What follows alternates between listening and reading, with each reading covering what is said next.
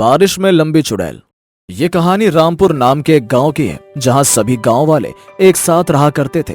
पर जब भी बारिश हुआ करती तो उस गांव में एक लंबी सी चुड़ैल आ जाती और चुड़ैल को देख कुछ गांव वाले छिपकर अपने घर में बैठ जाते तो कुछ लोग खुश हो जाया करते। ऐसे ही एक दिन आधी रात को तेज बारिश होती है। सुमित्रा, फिर से बारिश होने लगी। जल्दी से घर के खिड़की दरवाजे बंद कर दे और बाबा ने जो राख दिया है उसे घर के चारों तरफ छिड़क दे।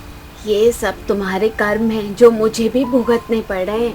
अरे क्या कसूर था उस लड़की का जो तुम लोगों ने मिलकर उसकी जान ले ली और फिर चुड़ैल बनकर अपनी मौत का बदला तुम सबसे ले रही है। अरे भाग्यवान, दोष देना बंद करो। मैं थोड़ी ना जानता था कि वो लड़की मर जाएगी और मरने के बाद एक चुड़ैल बन जाएगी। सारी गलती तो उसके ससुराल वालों की है। सारी गलती तो उसके ससुराल वालों की है, पर सजा तो हम गांव वाले भुगत रहे हैं ना।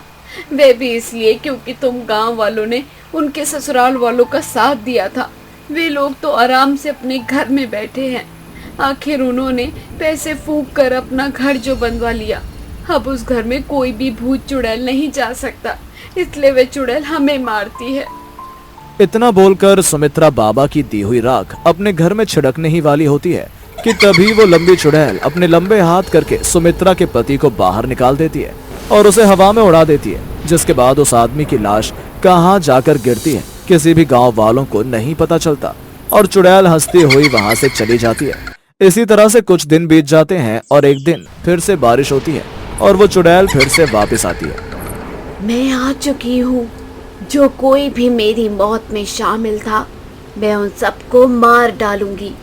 मैं भी देखती हूँ आखिर तुम सब कब तक मुझसे बचते हो। इतना बोलकर एक बार फिर चुड़ैल एक घर की छत उखाड़ देती है और उसमें से दोनों पति पत्नी को निकालकर अपने पैरों तले रौंद देती है। इसी तरह हर बार चुड़ैल आती और किसी न किसी की जान लेकर चली जाती। ऐसे ही एक दिन फिर से बारिश में चुड़ैल आती है और जब वो सपना के पति पर हाथ डालती है तो सपना उसके सामने अपने हाथ जोड़कर बैठ जाती है और उससे अपने पति की जान की भीख मांगती है।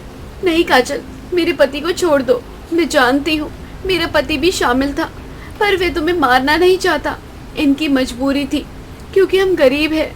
अगर मेरा पति तुम्हारे ससुराल वालों का साथ नहीं देता तो वे लोग इन्हें मार देते। तो मैं तुम्हारी दोस्त हूँ ना, क्या तुम मुझसे मेरा सुहाग छीन लोगी? तू मुझे अपनी दोस्त कहती है तो तूने अपने पति से कहकर मेरी जान क्यों नहीं बचवाई? और अगर तू सच में कहती है कि मैं तेरे पति को छोड़ दूं, तो तू कुछ भी कर और मेरे ससुराल वालों को उस घर से बाहर निकाल ताकि मैं उन सबको अपने हाथों से मार सकूं। मैं भी उन्हें ठीक उसी तरह मौत देना चाहती हूँ जो आज से 5 साल पहले उन लोगों ने मुझे दी थी। तू जानना चाहती है तेरी दोस्त की मौत कितनी बेदर्दी से हुई थी? अरे कलमुही, मेरे बेटे का एहसान मान। उसने तुझसे शादी कर ली पर तू मुझसे और बर्दाश्त नहीं होती। खम्बे जैसी घर में घूमती रहती है। तेरी वजह से पूरा गांव मुझ पर हंसता है। माँ जी, अगर मैं खम्बे जैसी लंबी हूँ तो इसमें मेरी क्या गलती है? और वैसे भी अंकुश मुझसे प्यार करता था, इसलिए उसने मुझसे शादी की। काजल की ये बात सुनकर काजल की सास को बहुत गुस्सा आता है। जब भी काजल की सास या काजल की ननद बाहर जाते गांव के कुछ लोग उसका मजाक बनाते। इसी तरह से समय बीतता है और समय के साथ काजल की सास काजल पर अत्याचार करने लगती है और एक दिन वो गांव के कुछ लोगों के साथ मिलकर अपनी बहू को मारने की साजिश रचती है। मेरा बेटा कुछ सालों के लिए विदेश गया है। मैं सोच रही हूँ कि आज इस कलमुही का काम ही खत्म कर देती हूँ। तेज बारिश भी हो रही है, भगवान भी मेरे साथ है। बस तुम सबको झूठ बोलकर उस गन्ने जैसी लंबोदरी को खेत में बुलाना होगा ताकि मैं उसे पानी में डुबा डुबा कर मार सकूं। ये तो गलत है। आप सिर्फ उस बेचारी को इसलिए मारना चाहती हैं क्योंकि वो बहुत लंबी है और आप उसे पसंद नहीं करती। ये तो गलत है।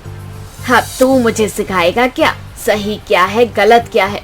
भूल मत, तू मेरे पास काम करता है और मेरी वजह से तेरे घर में चूल्हा जलता है। अगर तूने मेरा साथ नहीं दिया तो मैं तुझे और तेरी बीवी को खत्म कर दूंगी। तुझे कुछ नहीं करना। वे कलमुही बस तेरी बात बहुत मानती है क्योंकि तेरी बीवी उसकी सहेली है, इसलिए तू उससे झूठ बोल कि तेरी बीवी ने उसे बुलाया है और उसे अपने खेत पर लेकर आ। बाकी का काम मैं और मेरी बेटी और मेरे आदमी कर लेंगे।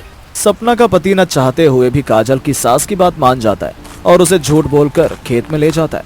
काफी तेज बारिश हो रही थी, खेत में पानी भर चुका था और काजल की सास काजल को पानी में धक्का दे देती है और तभी आसमान से बिजली टूटकर पानी में गिरती है और पल भर में ही काजल की मौत हो जाती है।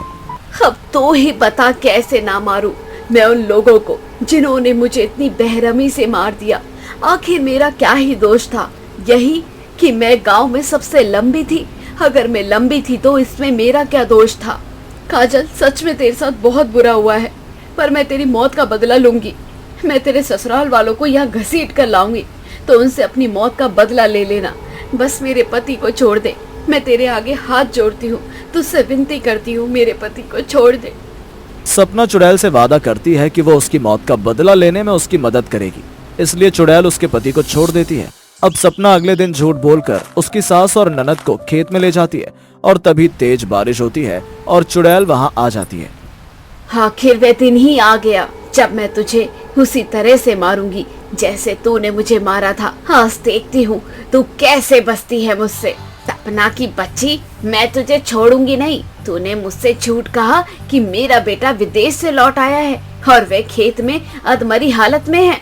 तूने मेरे साथ ये अच्छा नहीं किया। मैं तुझे और तेरे पति को नहीं छोड़ूंगी। और जो तूने किया वो सही था। तूने भी मेरे दोस्त के साथ बहुत बुरा किया और इसमें मेरे पति को फंसाया। तेरी यही सजा है, तुझे मिलनी चाहिए। सासू माँ, अब आपके दिन पूरे हुए। उल्टी गिनती गिन लो, क्योंकि आसमान से बिजली गिरने वाली है। खेत में भी पानी भर चुका है। अब अपनी बेटी के साथ इसी पानी में डूब कर मर जाओ, जैसे तुमने मुझे मारा था। इतना बोलकर चुड़ैल ठीक उसी तरह से अपनी सास और ननद को मारती है जैसे उन्होंने उसको मारा था। बदला पूरा होने के बाद चुड़ैल को मुक्ति मिल जाती है और वो गांव छोड़कर हमेशा के लिए चली जाती है। सुप्रिया और मानवी दोनों देवरानी जेठानी थी। मानवी बहुत ही सीधी सादी थी, तो वहीं सुप्रिया जो कि बहुत तेज और चालाक थी, वो मानवी से अपना हर काम करवा लिया करती थी और ऊपर से उसे अपने सास के आगे आए दिन नीचा दिखाने की कोशिश करती थी।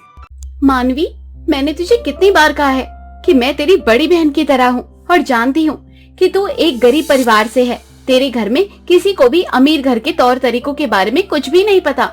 लेकिन तू चिंता मत कर, मैं तुझे सब सिखा दूंगी। मेरी कोई छोटी बहन नहीं है। मैं अपने माँ बाप की इकलौती बेटी थी और हमेशा से अरमान थे कि मेरी कोई छोटी बहन हो, और देवरानी के रूप में भगवान ने तुझे मुझसे मिलवा दिया। इसलिए मुझे हमेशा तेरी फिक्र रहती है।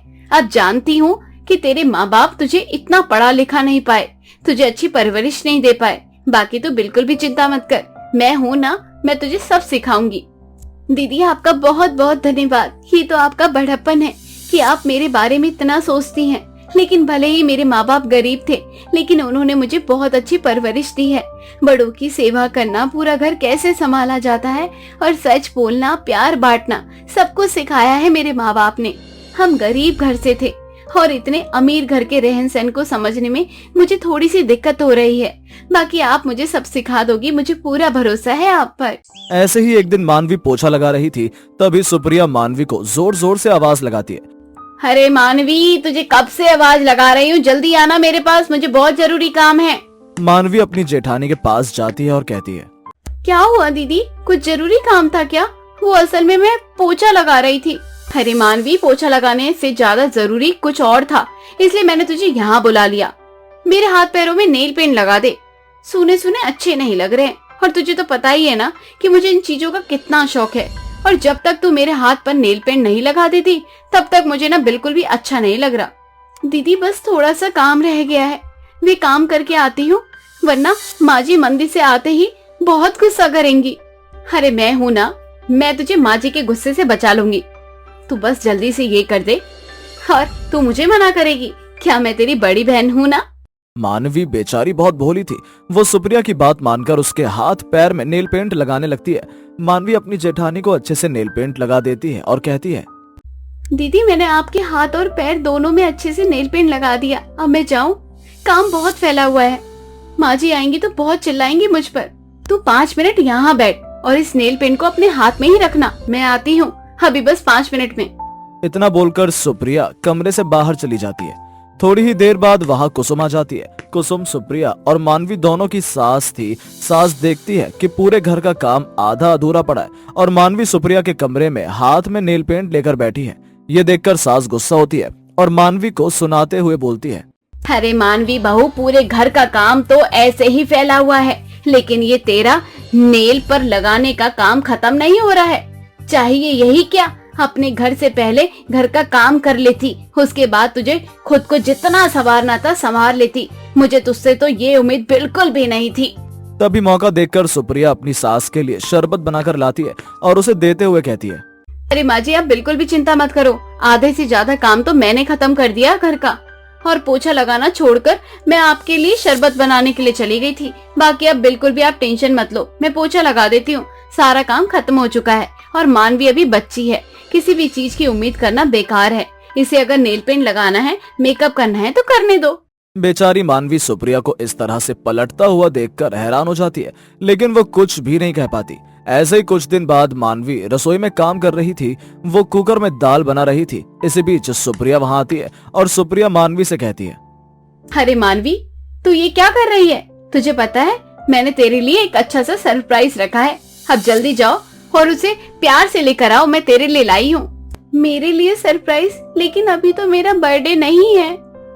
ऐसा जरूरी थोड़ा है कि सरप्राइज सिर्फ बर्थडे पर दिया जाता है। तू मेरी छोटी बहन है, इसलिए मैंने सोचा कि तेरे लिए कुछ ले आऊं और ये तेरे कमरे में रख दूं। तू जाकर एक बार देख कैसा लग रहा है, तुझे बता। लेकिन दीदी, मैंने कुकर में दाल चढ़ा रखी है, मैं 2 सीटी आने के बाद ही जाऊंगी। अरे मानवी, तुम मेरे होते हुए इतना क्यों सोचती हो? एक काम कर, तू कमरे में जा और वे सरप्राइज दे, और 2 सीटी आने के बाद मैं गैस बंद कर दूंगी। तुझे चिंता करने की कोई जरूरत नहीं है। मानवी बहुत भोली थी और वो अपनी जेठानी की बातों में आ जाती है। मानवी कमरे में जाकर अपना सरप्राइज देखती है। इसी बीच कुकर में कई सारी सीटियां लग जाती हैं और सुप्रिया जानबूझकर सीटी पर सीटी लगाए जा रही थी। धीरे धीरे पूरी की पूरी दाल जल जाती है। पूरे घर में दाल की जलने की बदबू फैल जाती है। तभी वहाँ पर सास आ जाती है और वो गुस्से में मानवी को बताते हुए बोलती है। मानवी वहाँ भागी भागी आती है। हे भगवान, ये सब क्या है मानवी? कोई काम ठीक से नहीं कर सकती क्या तुम? पूरी की पूरी दाल जला कर रख दी। अरे कहाँ ध्यान था तुम्हारा? कितनी बार कहा है कि कोई काम करो तो मन लगा कर करो, लेकिन तुम्हें तो मेरी बात समझ नहीं आती। माँ जी, मानवी को समझाना बेकार है, क्योंकि मैंने इसे कितनी बार कहा है लापरवाही करना बंद कर दे, लेकिन ये मेरी बात मानती ही नहीं। लेकिन दीदी, आपने ही तो कहा था कि आप 2 सीटी लगने के बाद गैस बंद कर दोगी, और आपने ही मुझे कमरे में भेजा था। मानवी के इतना बोलने के बाद सास तिरछी नजर से सुप्रिया को देखती है और वो समझ जाती है कि जरूर सुप्रिया ने इसमें कुछ झोल मोल किया है। तभी सुप्रिया हटाते हुए कहती है। देखा माँ जी, एक तो चोरी, ऊपर से सीना चोरी। मुझे तुमने कब कहा कि मैं 2 सीटी लगने के बाद गैस बंद कर दूंगी? अरे तुम अगर दाल बना रही थी तो अपनी जिम्मेदारी से बना रही हो ना, या मेरे भरोसे बना रही हो? मैं तो घर का दूसरा काम देख रही थी। जब मुझे दाल जलने की बदबू आई तो मैं रसोई के अंदर आई हूँ। ये तो गलत बात है मानवी, अब तुम झूठ भी बोलने लगी हो।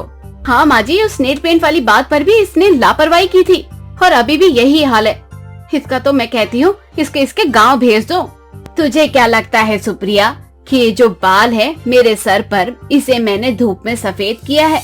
बेटा, मुझे ना सब कुछ पता है, मैं अच्छे से जानती हूँ कि किसकी गलती है इसमें, और तेरी मुझे हरकतों के बारे में सब कुछ अच्छे से पता है। माँ अपने बच्चों को अच्छे से पहचानती है। रही बात नेल पेंट वाली, तो उस दिन मानवी के हाथों में नेल पेंट नहीं लगा हुआ था, और तेरे हाथों में साफ नजर आ रहा था कि तू काम करके नहीं आई, बल्कि नेल पेंट लगवा कर आई है। और जिस तरह से तू मानवी को बेवकूफ बनाकर मेरी नजरों में गिराने की कोशिश करती है ना, उससे तू खुद मेरी नजरों में गिरती जा रही है। बेटा, ये काम करना बंद कर दे। माफ करना माँ जी, आप बिल्कुल सही कह रहे हैं। मैं हमेशा से अपनी चालाकियों में लगी रहती थी और मानवी को नीचा दिखाने की कोशिश करती थी।